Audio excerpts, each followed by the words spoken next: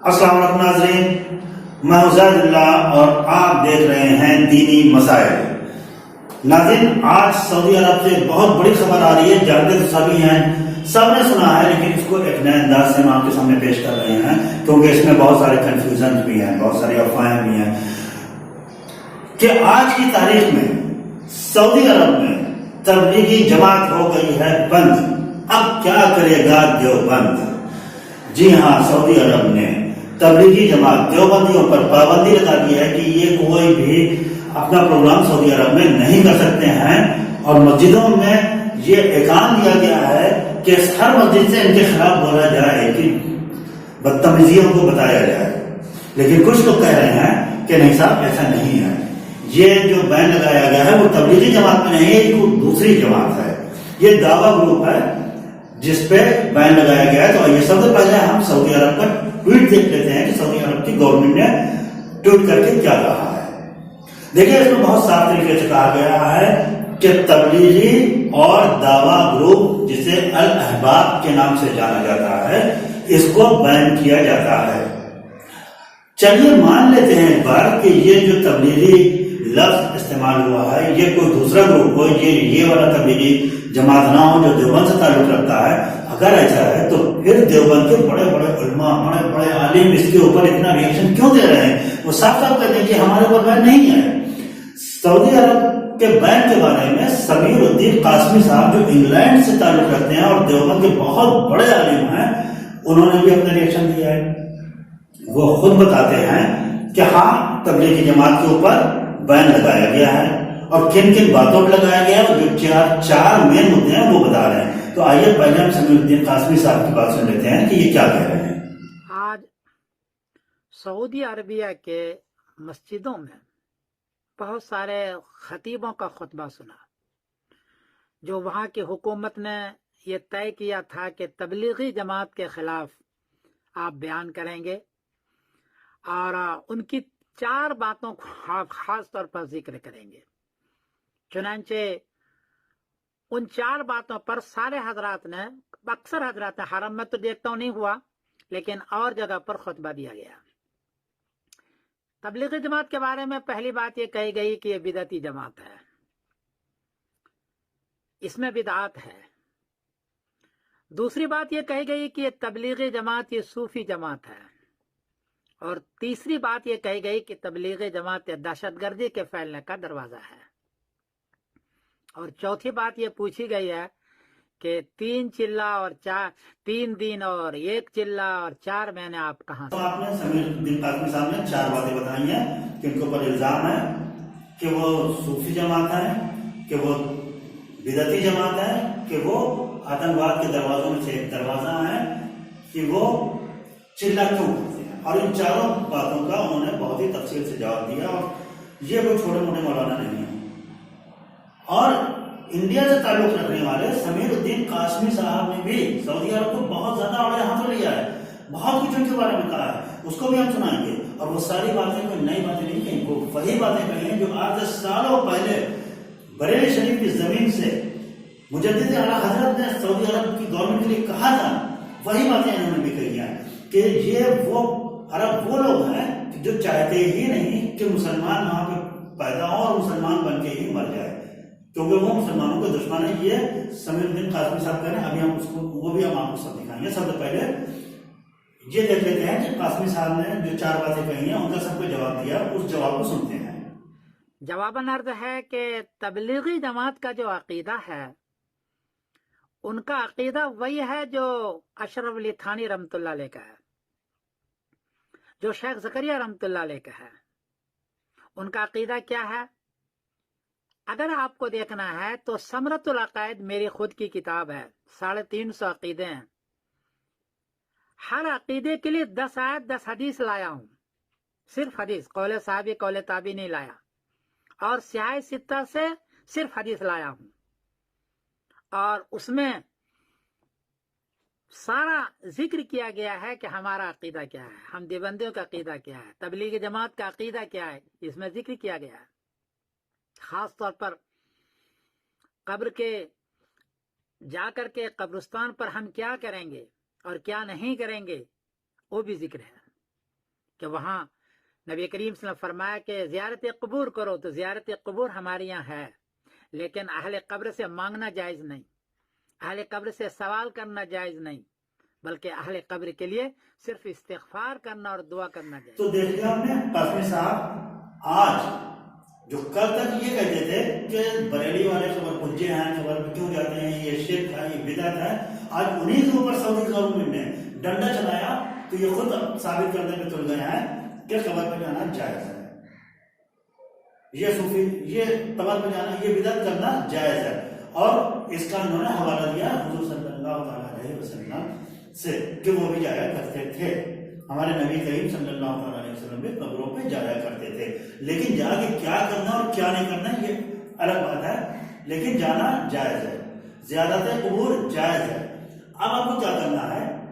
جیسے قاسمی صاحب نے کہا کہ جائیں وہاں پر استغفار پڑھیں اور صاحب مزار کے لیے دعا کریں، یہ سب جائز ہے، ان سے مانگنا ناجائز ہے۔ تو اب آپ جائیے، جب کوئی بھی بندہ کسی بھی مزار شریف پہ حاضری دے رہا ہو اور کچھ دھیرے دھیرے پڑھ رہا ہو تو اپنا کام اس کے لبوں تک لے جائیے اور سنیے بہت دھیان سے کہ کیا کر رہا ہے۔ اگر وہ فاتحہ پڑھ رہا ہے تو کہیے جائز ہے، اگر وہ بخش رہا ہے تو کہیے جائز ہے، کوئی دقت نہیں نا، لیکن اگر وہ صاحب مزار سے کچھ مانگ رہا ہے تب کہیے یہ ناجائز ہے۔ تو پہلے آپ سنیے کہ وہ کر کیا رہا ہے، کیسا مطلب کس طریقے کا مذاق ہو رہا ہے، یہ آپ دیکھ لیجیے کہ جو چیز کل تک ناجائز تھی، شرک تھی، وہ آج جائز ہو رہی ہے اور یہ خود جائز قرار دے رہے ہیں۔ اور دوسرا سوال کہ یہ صوفی، آئیے دیکھتے ہیں کیا کر رہے ہیں۔ دوسری بات کیا کہ یہ صوفی جماعت ہے، ہمارے یہاں بیعت کرنے کا سلسلہ ہے، کیونکہ نبی کریم صلی اللہ علیہ وسلم کے یہاں نے بیعت کی ہے، لیکن ایک تصوف میں صرف اتنا ہی پیری مریدی میں ہے جتنا کہ اس سے اصلاح ہوتا ہو، جیسے کہ شاگرد کی اصلاح ہوتی ہے استاد سے، بس اتنا ہی ہے،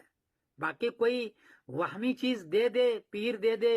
یا کوئی چیز دے دے، ایسا نہیں ہے، میں نے ثابت کیا اپنی کتاب کے اندر۔ تو دیکھا ہم نے یہ صوفی کے اوپر بھی آج کتنا کھل کے بول رہے ہیں۔ کل تک یہ بریلوی سے پوچھتے تھے یہ پیری مریدی کیا ہوتی ہے، پیر بنانے سے کیا فائدہ ہے، پیر کیوں ہوتا ہے، آج یہ بتا رہے ہیں کہ بیعت ہمارے نبی کریم صلی اللہ تعالیٰ علیہ وسلم بھی بیعت لیتے تھے، اس لیے بیعت لینا جائز ہے، بیعت کرنا جائز ہے، پیری مریدی جائز ہے۔ فرق بریلویوں کے اور دیوبندیوں کے پیر میں کتنا ہے یہ آپ خالی سمجھنا ہے، یہ ہم نہیں کر رہے، یہ سمیر الدین قاسمی صاحب کی زبان کی بات کر رہے ہیں کہ یہ کہتے ہیں کہ ان کا پیر کوئی بھی چیز دے نہیں سکتا ہے، کوئی بھی وہمی چیزیں نہیں دے سکتا ہے، لیکن بریلویوں کا پیر وہمی چیزیں دیتا ہے۔ بریلی کا جب کوئی آدمی جاتا ہے مرید ہونے کے لیے تو دل میں یہ وہم پال کے جاتا ہے کہ ہمارے پیر صاحب ہم کو دین کی تعلیم دیں گے، اور دین کی تعلیم دیتے ہیں۔ وہ یہ وہم پال کے جاتا ہے کہ جب ہمارے پیر صاحب نماز پڑھنے کے لیے اٹھیں گے تو ساتھ میں ہم کو بھی نماز پڑھائیں گے تو ہم نمازی بن جائیں گے، اور ایسا ہوتا ہے، اس کو نمازی بناتے ہیں۔ ایک مرید پیر کے پاس جاتا ہے کہ ہم اپنے پیر کی صحبت میں بیٹھیں گے، جب وہ تلاوت قرآن پاک کرے گا تو ہم کو بھی تلاوت کرنے کے لیے کہے گا، ہم بھی تلاوت کر لیں گے، اور اس طریقے سے ہم تلاوت کے عادی ہو جائیں گے۔ یہ وہم پال کے جاتا ہے، یہ چیز وہاں پہ پوری ہوتی ہے۔ لیکن دیوبندیوں کا جو پیر ہے وہ وہمی چیزیں نہیں دیتا۔ آپ دل میں کوئی بھی وہم لے کے جائیے، مرید ہو جائیے، آپ لے جائیے کہ ہمیں دین کی تعلیم دیں گے، یہ آپ کا وہم، آپ کچھ نہیں ملے گا آپ کو۔ آپ لے جائیے کہ ہمیں نمازی بنائیں گے، اپنے ساتھ نماز پڑھا کے نماز پڑھنے کے عادی ہم کو بنائیں گے، تو یہ آپ کا وہم ہے، وہ آپ عادی نہیں بنائیں گے۔ آپ سوچتے ہیں کہ ہم تلاوت قرآن پڑھنے کا عادی بنائیں گے، تو یہ عادی آپ کو نہیں بنائیں گے، کیونکہ وہ کچھ نہیں دے سکتے۔ اور پھر آپ دیوبندی یہ کہیں گے کہ دیکھیے ان سے ملیے، ہمارے پیر صاحب ہیں جو کسی لائق نہیں آئے، یہ کچھ دے نہیں سکتے، یہ بیکار آدمی ہے، ہمارے پیر ہیں، یہ کچھ نہیں کر سکتے، یہ کچھ دے ہی نہیں سکتے، بس پیر ہیں ہمارے۔ لیکن سنی کا جب ایک جاتا ہے اور یہ کہتا ہے بریلوی کہ یہ ہمارے پیر صاحب ہیں، دیکھیے ہم تو ادھر ادھر گھومتے تھے، برائیوں میں لگے ہوئے تھے، ان کی صحبت میں آئے برائیاں چھوٹ گئیں، ہم ان کی صحبت میں آئے نمازی ہو گئے، ہم ان کی صحبت میں آئے ہمیں علم ہو گیا کہ ہمیں کیا کرنا اور کیا نہیں کرنا ہے۔ تو یہ فرق ہے۔ بہرحال اب ہم آگے بڑھتے ہیں کہ یہ آتنکواد کے دروازوں میں سے ایک دروازہ ہے، اب اس کے اوپر ہمیں کچھ نہیں بولنا ہے۔ کیوں؟ کیونکہ یہ الزام کبھی سنیوں پہ لگائی نہیں، بریلویوں پہ لگائی نہیں کہ آتنکوادی ہیں۔ اب یہ آتنکوادی ہیں کہ نہیں ہے یہ خود ثابت کریں گے، خود بتائیں گے۔ لیکن تیسری بہت بڑی چیز ہے کہ یہ چلا کیوں کرتے ہیں، آئیے پہلے سن لیتے ہیں قاسمی صاحب کیا کہہ رہے ہیں؟ باقی یہ سوال کہ 3 دن اور چلا کہاں سے لایا، بھائی یہ کوئی حدیث سے ثابت نہیں کیا انہوں نے، یہ تو اتنے دنوں میں لوگوں کی ایک اصلاح ہو جاتی ہے، بس کچھ پلے پڑ جاتا ہے اس لیے رکھا ہے، جیسے چشمہ امتحان رکھا ہے، سال بھر میں بخاری شریف پڑھانا رکھا ہے، سال بھر میں قدوری پڑھانا رکھا ہے، ایسے یہ 3 دن اور چلا ہے، یہ بات آپ کا کوئی سنت یا فرض یا واجب نہیں ہے، اس لیے یہ سوال بھی ان کا غلط ہے۔ تو دیکھا آپ نے، یہ کہہ رہے ہیں کہ چلا کرنا نہ سنت ہے، نہ فرض ہے، نہ واجب ہے، نہ یہ قرآن سے ثابت ہے، نہ حدیث سے ثابت ہے، پھر بھی اصلاح کے لیے چلا کیا جاتا ہے، اس لیے جائز ہے۔ تو میرے بھائی یہ بتاؤ، آج تک آپ لوگ یہ کیوں پوچھتے آ رہے تھے کہ میلاد کو ثابت کیجئے؟ کیوں پوچھتے آ رہے تھے میلاد کو ثابت کیجئے؟ قرآن سے ثابت کرو، حدیث سے ثابت کرو، آپ کیوں پوچھتے آ رہے تھے؟ آپ تو بتا رہے ہیں کہ چلا کہیں ثابت نہیں، نا اصلاح کے لیے اس لیے جائز ہے۔ تو میلاد شریف بھی جائز ہے کیونکہ وہاں بھی اصلاحی باتیں ہوتی جاتی ہیں۔ آپ مجھے ایک میلاد ایسا بتا دیجئے، میں سارے دیوبندی کو چیلنج کرتا ہوں، ایک میلاد ایسا بتا دیجئے جہاں پہ اصلاحی باتیں نہ کی گئی ہوں، وہاں پہ گمراہی کی باتیں کی گئی ہوں۔ وہاں پہ کہا گیا ہوگا آپ زنا کیجئے کوئی بات لینا، آپ چوری کیجئے کوئی بات لینا، آپ ڈاکہ ڈالیے کوئی بات لینا، آپ دوسرے کا مال حرام کر لیجئے کوئی بات لینا، ایسی باتیں میلاد میں کہیں گئی ہوں۔ یا آپ نماز نہ پڑھیے کوئی فرق نہیں پڑتا، آپ روزے نہ رکھیے کوئی فرق نہیں پڑتا، ایسی باتیں اگر کہیں گئی ہیں کسی بھی میلاد میں تو آپ بھی پوچھیں گے، آپ ثابت کیجئے۔ لیکن اصلاحی باتیں ہوتی ہیں تو میلاد کے نام پہ ثابت کیجئے۔ اور سعودی کا ڈنڈا پڑا تو آج آپ خود وہی بات ثابت کرنے پہ تل گئے ہیں کہ ہر چیز قرآن اور حدیث سے ثابت نہیں کی جاتی، کچھ چیزیں اصلاحی ہوتی ہیں اور اصلاحی کام کیا جا سکتا ہے، اور میلاد شریف میں بھی اصلاحی باتیں ہوتی ہیں۔ اب یہ چیز آپ لوگ کان کھول کے سن لیجئے۔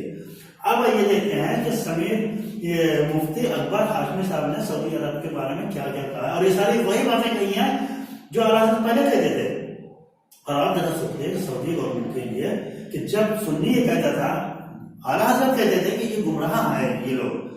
تو آپ کہتے تھے کہ جہاں جس سرزمین سے اسلام پیدا ہوا اور پوری دنیا میں پھیلا، آپ لوگوں کو غلط کہتے ہیں، اور ہندوستان کے بریلی میں مولانا بیٹھ کے کہتے ہیں کہ وہ لوگ غلط ہیں، ہم صحیح ہیں۔ آپ اس پہ سوال اٹھاتے تھے نا، اور آج آپ خود ہی کہہ رہے ہیں کہ وہ غلط ہیں، آپ صحیح ہیں۔ سعودی گورنمنٹ کو بہت پہلے ہی اعلیٰ حضرت نے کہہ دیا تھا کہ یہ گمراہ ہو گئے ہیں، یہ لوگ صحیح نہیں ہیں، ان کے عقائد صحیح نہیں ہیں، اور آج وہی باتیں دیوبند سے کہی جا رہی ہیں کہ یہ صحیح نہیں ہے۔ اور آپ سوچئے کہ ہو بھی کیسا سکتا ہے کہ ایک تبلیغ کو آپ بین کرتے ہیں کہ تبلیغ ہم نہیں کر سکتے، اور شراب کے اڈے کھولتے ہیں، کیسینو کھولتے ہیں، جوا کے اڈے کھولتے ہیں، اسٹیڈیم میں لڑکیوں کو جانا الاؤ کرتے ہیں کہ لڑکیاں جائیں۔ یہ مذہب ہے کیا آپ کا؟ کہ یہی مذہب ہے؟ لیکن یہ سب تو آپ کیجئے، تبلیغ نہ کیجئے۔ آپ کسی گھر جا کے یہ نہ کہیے کہ بھیا نماز پڑھ لو، قرآن شریف پڑھ لو، اچھا کام کر لو، نیک کام کر لو، یہ بات آپ نہیں بتا سکتے۔ لیکن شراب جوا کے آپ کھول سکتے ہیں، اس پہ بین نہیں نا، بین اس چیز پہ۔ تو آپ سوچئے کہ سعودی گورنمنٹ کا ایمان کیا، اور جیسے کہ اکبر ہاشمی صاحب خود یہ بات کہہ رہے ہیں کہ سعودی گورنمنٹ تو چاہتی ہی نہیں کہ یہاں پہ کوئی مسلمان پیدا ہو اور مسلمان عقائد اور مسلمان ہی کی طریقے سے وہ مر جائے، وہ چاہتے نہیں، وہ مسلمانوں کے دشمن ہیں۔ اور یہ کیا جماعت ہیں، یہ ہم آپ کو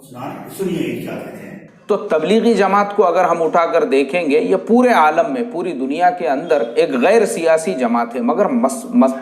مسئلہ یہاں پہ یہ کھڑا ہو رہا ہے کہ جو سعودی گورنمنٹ ہے اس کو یہ ڈر ہے کہ ہمارے ملک کے اندر بھی اس جماعت سے جڑے ہوئے جو لوگ ہیں کہیں گورنمنٹ کے خلاف نہ کھڑے ہو جائے، کیونکہ دیکھو سعودی گورنمنٹ کو سب سے بڑا جو ڈر ہے وہ یہی ہے۔ 2011 کے اندر بھی جب مصر میں تختہ پلٹ گیا، جب لیبیا میں تختہ پلٹ گیا،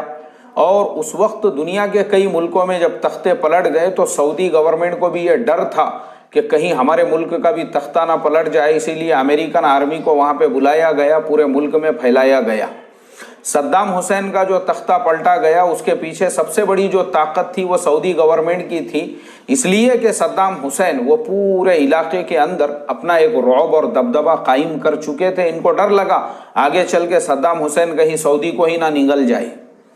وہاں کی حکومت پہ ہی قابض ہو کر پورے حرمین شریفین اور ساری چیزوں کو اپنے کنٹرول میں نہ لے لے، اس کے لیے اس سے پہلے صدام کے تختے کو پلٹا جائے۔ یہ بہت بڑا جو ہے محترم دوستو ایک ویک پوائنٹ ہے، اور آج بھی سعودی گورنمنٹ یہ چاہتی ہی نہیں ہے کہ سعودی عربیہ کے اندر جو رہنے والے لوگ ہیں، نام تو ایک مملکت الاسلامیہ کا رہے لیکن لوگ اسلامی مینٹالٹی کے ساتھ میں نہ پیدا ہو، اسلامی مینٹالٹی کے ساتھ میں آگے نہ بڑھے، اس لیے کہ اگر وہ اسلامی مینٹالٹی کے ساتھ میں آگے بڑھیں گے تو پھر کہیں ایسا نہ ہو جو افغانستان کے اندر ہوا وہ سعودی عربیہ میں بھی نہ ہو جائے۔ اس لیے لوگوں کو نام تو جیسے میں نے کہا نا کہ رپیک شپیک ایسے نام تو رہنے دیے جائے،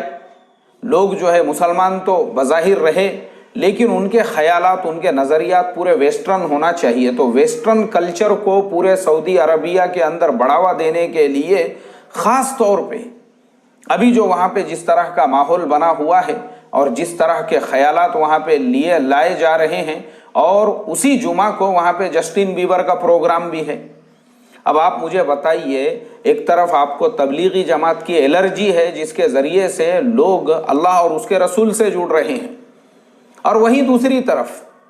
آپ ایسے چیزوں کو بڑھاوا دے رہے ہو جو بے دینی اور فحاشی کو پورے ملک میں، کیونکہ وہ خود یہ چاہتے ہیں کہ بھائی لوگ جو ہے ہمارے ملک میں فحاش بنے رہے، لوگ جو ہے اس طرح کی موج مستی کے اندر رہیں گے تو پھر حکومت کی طرف ان کا خیال نہیں جائے گا۔